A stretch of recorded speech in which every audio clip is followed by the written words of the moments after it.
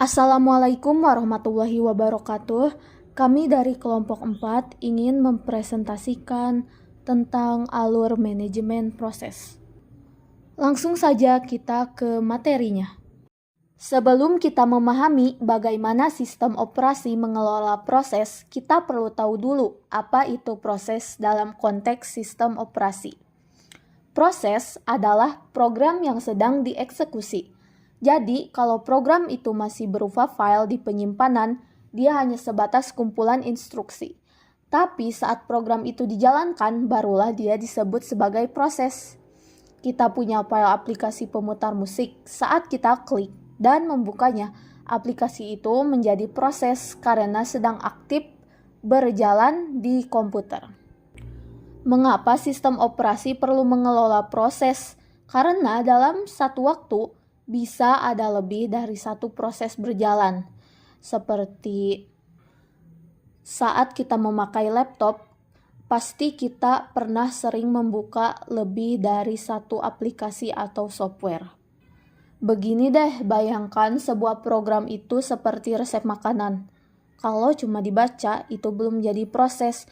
Tapi saat mulai memasak di dapur, memotong, menumis, merebus, itulah prosesnya. Dan sistem operasi berperan seperti kepala dapur yang memastikan setiap juru masak punya kompor, alat, dan bahan masing-masing tanpa berebut. Baiklah, selanjutnya setelah kita tahu apa itu proses, sekarang kita bahas bagaimana peran sistem operasi dalam mengelola proses-proses tersebut. Sistem operasi bukan cuma duduk diam, dia aktif bekerja sebagai manajer proses yang sangat sibuk.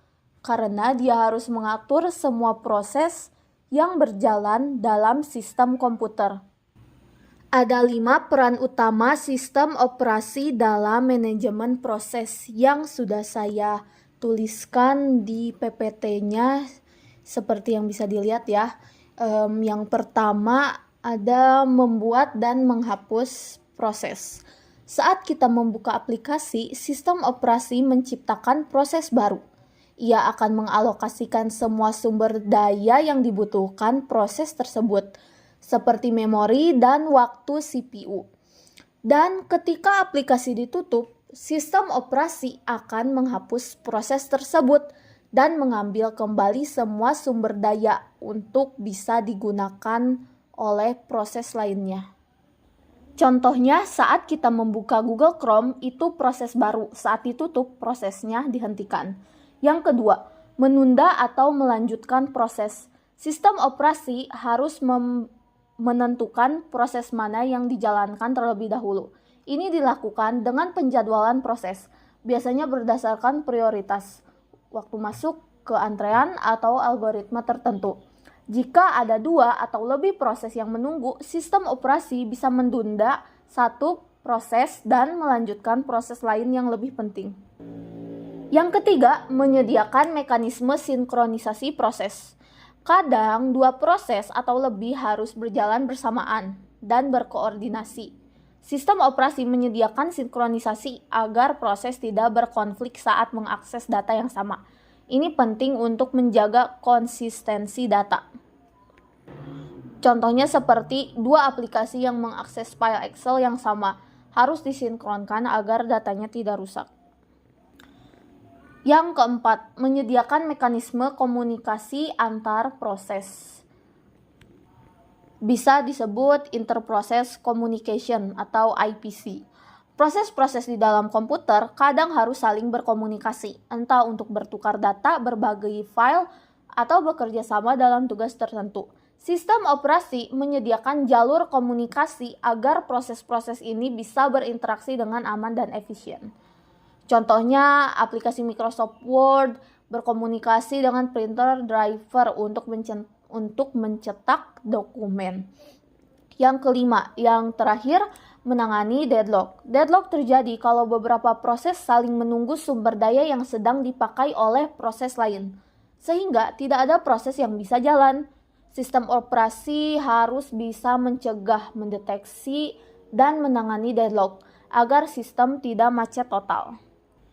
Jadi, sistem operasi dalam manajemen proses punya 5 peran penting, yang menciptakan proses, menjadwalkannya, menyinkronkannya, mengizinkan komunikasi antar proses, dan mencegah deadlock. Tanpa manajemen proses yang baik, komputer bisa lambat, kacau, bahkan hang total. Poin nomor 3, membuat dan menghapus proses. Apa itu membuat proses? Membuat proses adalah kegiatan sistem operasi dalam membentuk proses baru yang siap dijalankan. Kapan proses akan dibuat?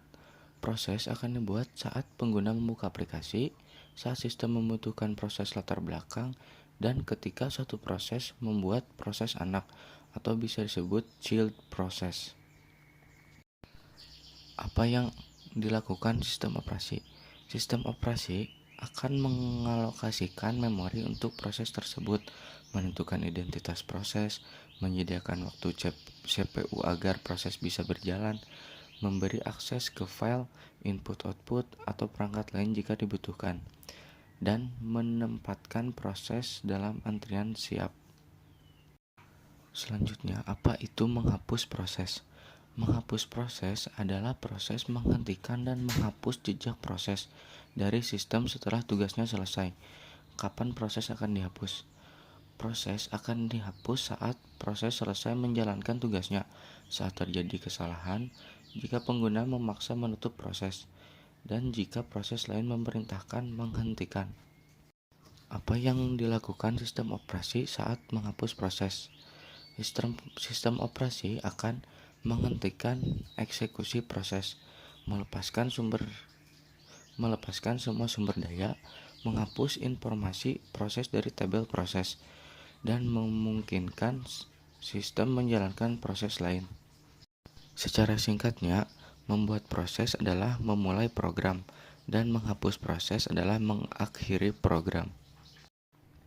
Poin nomor 4, menunda atau melanjutkan proses. Menunda proses atau suspend proses adalah kondisi di mana sistem operasi menghentikan sementara eksekusi suatu proses. Proses tidak dihapus, hanya dihentikan untuk sementara waktu. Tujuannya adalah memberi kesempatan kepada proses lain yang lebih penting, menunggu sumber daya, dan mengatur beban kerja CPU agar sistem tetap stabil. Selanjutnya, melanjutkan proses atau resume proses adalah mengaktifkan kembali proses yang sebelumnya ditunda, sehingga proses dapat dilanjutkan dari titik terakhir eksekusinya. Syaratnya adalah proses harus masih berada dalam status tertunda, dan sumber daya yang dibutuhkan sudah tersedia. Secara singkatnya, menunda proses adalah menghentikan proses sementara waktu, dan melanjutkan proses adalah menjalankan kembali proses yang ditunda. Setelah kita membahas cara sistem operasi membuat dan menjadwalkan proses, sekarang kita bahas satu peran penting lainnya, yaitu sinkronisasi proses. Sinkronisasi proses adalah mekanisme yang digunakan oleh sistem operasi untuk mengatur jalannya beberapa proses yang berjalan bersamaan, agar tidak terjadi konflik atau kekacauan saat mereka mengakses data atau sumber daya yang sama. Mengapa sinkronisasi itu penting? Bayangkan, ada dua proses. Proses A sedang menulis data ke file, proses B juga ingin membaca file di saat yang sama. Jika tidak disinkronkan, proses B bisa membaca data yang belum selesai ditulis oleh A, sehingga hasilnya bisa tidak akurat atau rusak. Jadi, sinkronisasi dibutuhkan agar proses tidak saling mengganggu, data tetap konsisten dan aman, sistem tetap stabil saat menjalankan banyak proses. Jadi, sinkronisasi proses adalah salah satu mekanisme yang penting yang disediakan oleh sistem operasi agar proses yang berjalan bersamaan tidak saling mengganggu dan data yang digunakan tetap konsisten dan aman. Poin nomor 6, komunikasi antar proses. Interprocess Communication atau IPC adalah mekanisme yang memungkinkan proses-proses dalam sistem operasi untuk bertukar data dan berkomunikasi satu sama lain. Karena setiap proses di sistem berjalan dalam ruang alamat sendiri dan secara default tidak bisa mengakses memori proses lain, maka IPC sangat penting terutama dalam sistem multitasking dan multiproses. Tujuan komunikasi antar proses antara lain ada berbagi data, sinkronisasi, efisiensi penggunaan sumber daya, dan modularitas dan skalabilitas. Metode komunikasi antar proses ada PIPES atau pipa, manage PIPES, manage QQ, shared memory, snap hores, sama signals. Poin nomor 7, penanganan deadlock. Deadlock merupakan kondisi dalam sistem operasi di mana dua atau lebih proses saling menunggu sumber daya yang tidak akan pernah tersedia karena saling terkunci satu sama lain. Akibatnya, tidak ada satupun proses yang dapat melanjutkan eksekusi dan sistem mengalami kebuntuan. Nah, untuk memahami deadlock, kita perlu mengenal 4 kondisi utama yang harus terjadi agar deadlock bisa muncul. Yang pertama yaitu mutual exclusion, yaitu sumber daya hanya dapat digunakan oleh satu proses pada satu waktu. Kemudian yang kedua ada hold and wait, yaitu proses yang sedang memegang satu sumber daya dapat menunggu sumber daya lain yang sedang dipakai proses lain. Kemudian nomor 3 yaitu no preemption, yaitu sumber daya yang sudah dialokasikan tidak dapat diambil paksa dari suatu proses. Hanya proses itu sendiri yang bisa melepaskannya. Kemudian ada circular wait, yaitu sebuah rangkaian proses yang saling menunggu. Seperti misal ada proses A menunggu sumber daya dari B, kemudian B menunggu sumber daya dari C, dan C menunggu dari A.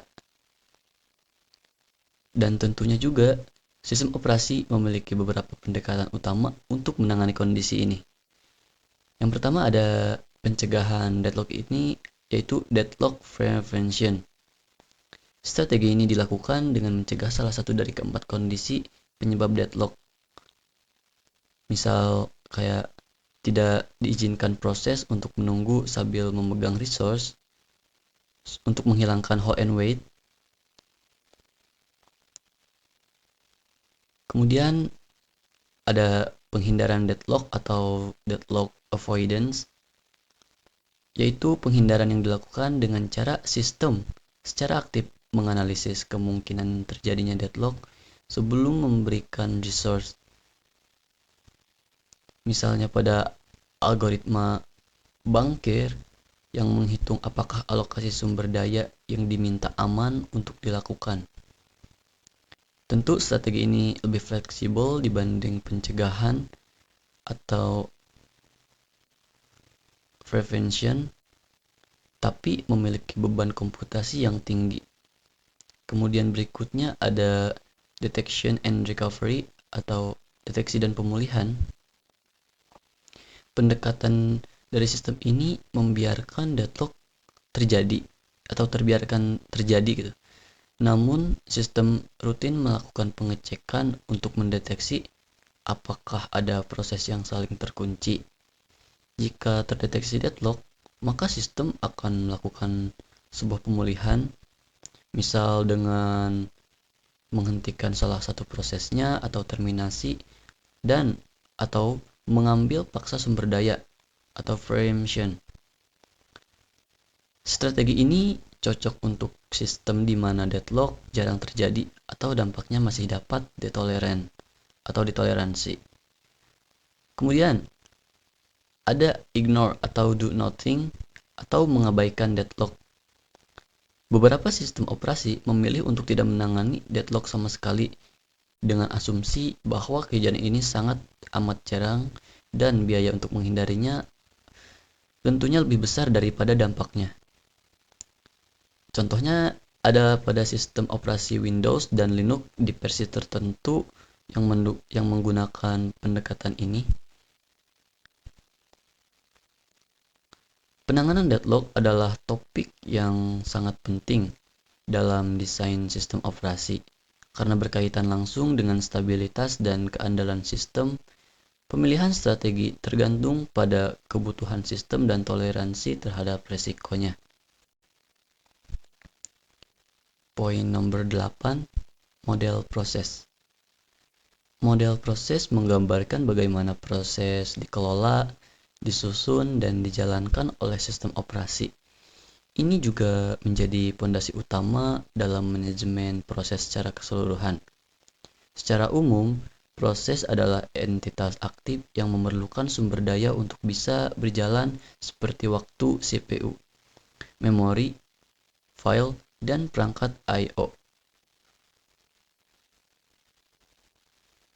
Pada sebuah proses dalam sistem operasi biasanya memiliki komponen seperti program code, program counter, stack, data section, heap, dan register.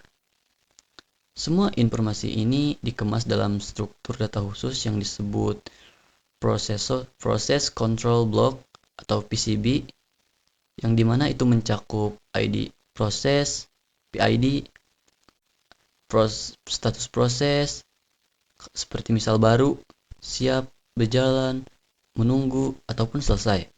Kemudian ada register CPU, informasi penjadwalan, informasi manajemen memori, informasi I/O. Nah, tentunya PCB sangat penting karena memungkinkan sistem operasi untuk menghentikan dan melanjutkan proses dengan menyimpan dan memulihkan semua informasi yang dibutuhkan. State atau keadaan proses dapat berpindah-pindah antara beberapa keadaan selama siklus hidupnya. Yang pertama ada new, atau proses yang baru saja dibuat. Kemudian ada ready, proses yang siap dijalankan oleh CPU. Kemudian ada running, proses yang tengah atau sedang dieksekusi.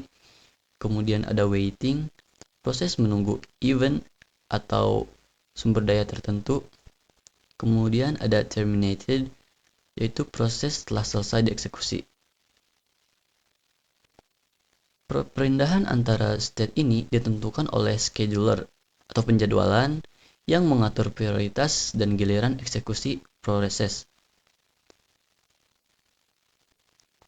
Kemudian, dalam konteks model proses modern, penting juga untuk membedakan antara proses dan thread. Proses yaitu sebuah unit eksekusi independen yang memiliki ruang alamat memori sendiri. Kemudian thread adalah unit eksekusi yang berbagi ruang alamat dengan thread lainnya dalam satu proses. Model berbasis thread banyak digunakan saat ini karena lebih ringan dan memungkinkan multitasking yang lebih efisien.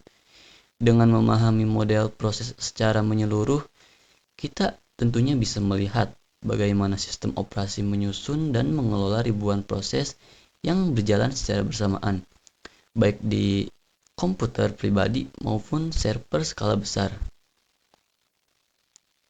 Terima kasih. Selanjutnya, saya akan membahas jenis-jenis proses. Seperti yang sudah tertera di PPT-nya, ada 4 jenis proses. Yang pertama, proses serentak atau concurrent process. Proses ini merupakan suatu proses di mana unit pemroses atau prosesor, tugas, dan proses. Dalam proses ini, beberapa istilah yang digunakan ialah multiprogramming. Itu adalah sistem menjalankan lebih dari satu program sekaligus proses. Yang kedua, multitasking, yaitu menyiapkan beberapa program bagian untuk diolah dan prosesor tetapi belum sempat dijadwalkan. Yang ketiga, multiprocessing, yaitu sejumlah tugas yang telah dijadwalkan untuk dijalankan oleh prosesor. Yang keempat, multiflexing, yaitu menggunakan pertukaran kendali salam selang waktu terpisah-pisah. Yang kelima, time sharing, yaitu secara bersamaan sejumlah pemakai dapat menggunakan satu sistem komputer. Itulah penjelasan proses yang pertama, atau itu adalah penjelasan untuk proses serentak. Yang kedua ada proses berpenggalan.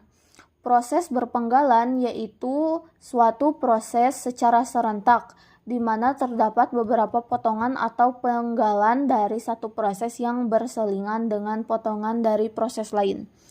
Dalam proses ini memungkinkan potongan dari proses pertama waktunya saling tumpang tindih dengan potongan proses kedua. Yang ketiga ada proses berurutan, yaitu sejumlah proses berlangsung secara berselingan dalam LJ, dalam lingkar jaringan atau komputer, dan di atas proses tersebut tidak saling tumpang tindih sebelum satu proses diselesaikan sementara proses berikutnya belum bekerja. Yang terakhir ada proses paralel, yaitu sejumlah proses atau banyak proses dapat dilaksanakan secara serempak gitu, oleh banyak prosesor. Sementara itu dalam sebuah proses tunggal, proses serentak bukan proses paralel karena proses tersebut dijalankan satu demi satu atau sepenggal demi sepenggal. Sebagai penutup presentasi, bisa kita simpulkan bahwa proses adalah program yang sedang dijalankan, bukan hanya kumpulan kode, tetapi program yang sudah aktif menggunakan sumber daya seperti CPU, memori, dan input-output.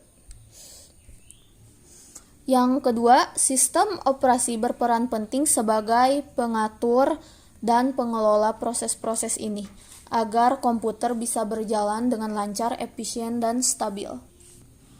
Yang ketiga, ada 5 peran utama sistem operasi dalam manajemen proses.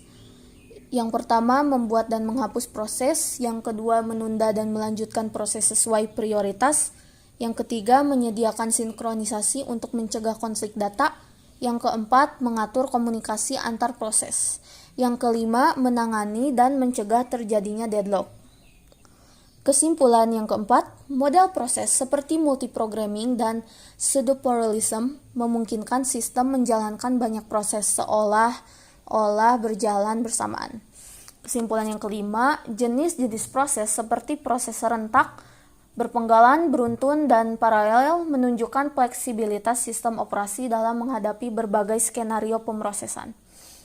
Tanpa sistem operasi yang baik dalam mengelola proses, sebuah komputer tidak akan mampu bekerja secara efisien, bahkan bisa mengalami gangguan atau kegagalan sistem. Itulah mengapa manajemen proses adalah bagian yang sangat krusial dalam sistem operasi. Baiklah, itu saja yang dapat kami sampaikan. Wassalamualaikum warahmatullahi wabarakatuh.